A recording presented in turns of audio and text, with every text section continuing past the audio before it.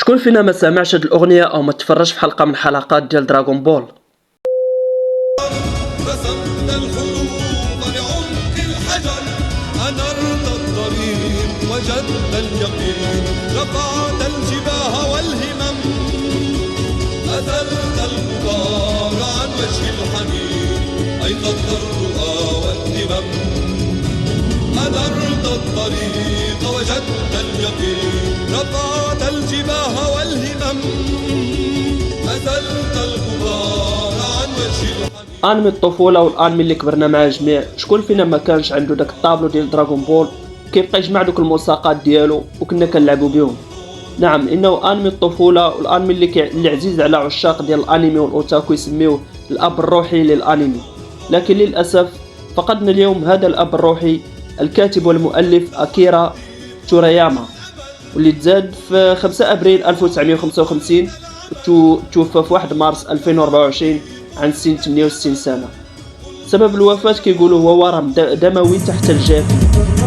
دراغون بول أو كرة التنين هي مأخوذة من المانجا الأصلية وانتشرت في مجلة شونين جامب من عام 1984 حتى العام 1995، وفيها 519 فصل و 42 مجلد، وهي مستوحى من الرواية الصينية الأصلية رحلة الغد. الشخصيات بحال بوبو بيجيتا نوعية ديال القتالات والتدريب مستوحى تقريبا من أفلام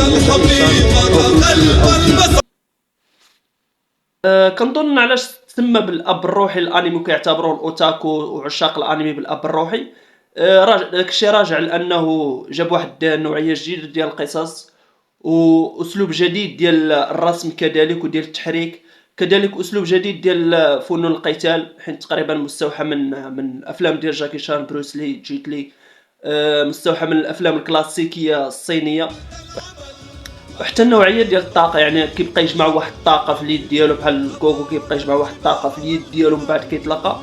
هاد الفكره هادي تقريبا كاع الانميات من بعد كلهم اقتبسوا هاد الفكره هادي، كلشي تقريبا حاليا الاغلبيه ديال الانميات سواء القديمه سواء الجديده من ناحيه القتال من ناحيه القوه كاملين ولاو بحال قلتي كيجمعوا واحد الطاقه وواحد القوه في اليد ديالهم. مورا ناروتو خير مثال، عندك وان بيس خير مثال، عندك شكون اخر، عندك تقريبا كاع الاغلب ديال الانميات المشهوره كلهم اقتبسوا الفكره ديال انه الشخصيات البطل او الشخصيات ديال الانمي كيبقاو يجمعوا واحد الطاقه ومن بعد كيطلقوها. داكشي علاش كنظن تسمى بالاب الروحي الانمي. كنظن بلا خساره العشاق ديال الانمي.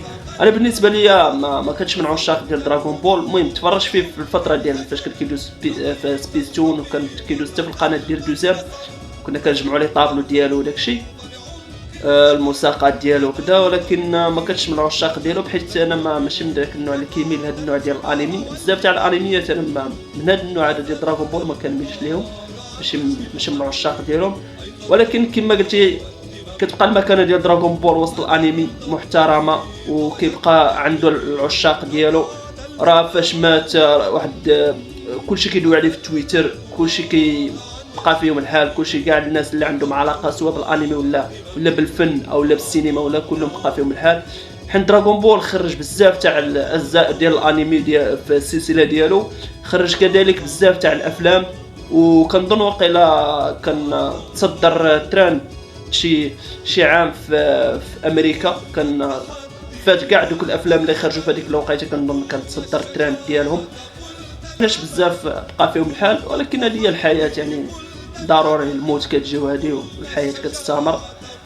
كنظن بلا كاينه تكميله ديال الاجزاء اللي جايين ديال دراغون بول، كاينين تكميلات من ورا دراغون بول زد ومن ورا دراغون بول سوبر هيروز كنظن اولا هيرو، والاكوان المتعدده وكذا. وكنظن جايه التكميله ديالو اللي هي دراغون بول زد دايما، شي حاجه بحال هكا على ما اظن. دراغون بول زد دايما حتى ما متبعوش بزاف. دونك كنظن كاينه التكميله وباقيين الناس اللي كانوا خدامين على الانمي باقيين غادي يكملوا عليه.